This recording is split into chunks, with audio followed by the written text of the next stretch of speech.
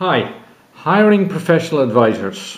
I won't say necessary evil, but it is something you need to be aware of and maybe a little bit wary of. And one of the first considerations I would give you is that with information becoming increasingly easy accessible, you can probably get a lot of free advice from the web through Google.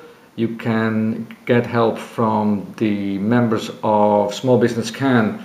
So you should really wonder whether you need professional advisors and whether you should not access that type of information through other sources, including the advisory boards, which we talked about in the earlier module.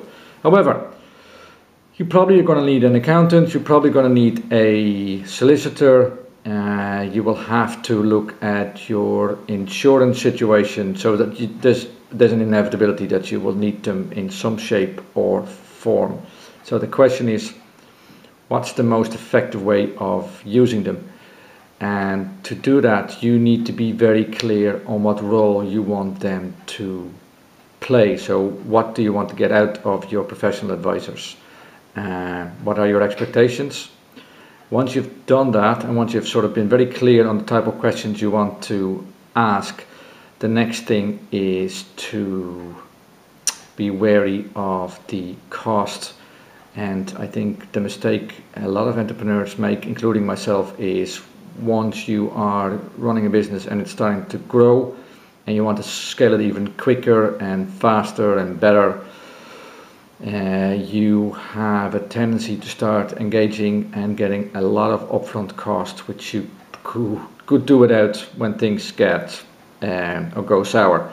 So be wary of the cost that and I would try to get to some kind of fixed arrangement if you can. The other consideration, particularly when you are dealing with VCs and business angels and you're looking for funding, is that you can use the credibility of your advisors as part of your branding and your halo effect, because the investors and the angels like you to do business with the big five or with reputable companies. And if you are looking at going outside of Ireland into China, United States, it makes a lot of sense to take on international professional advisors rather than local professional advisors. So in a nutshell, be very clear on what you want, be very clear on what you expect, be very clear on the questions you want to ask, and be wary of the cost.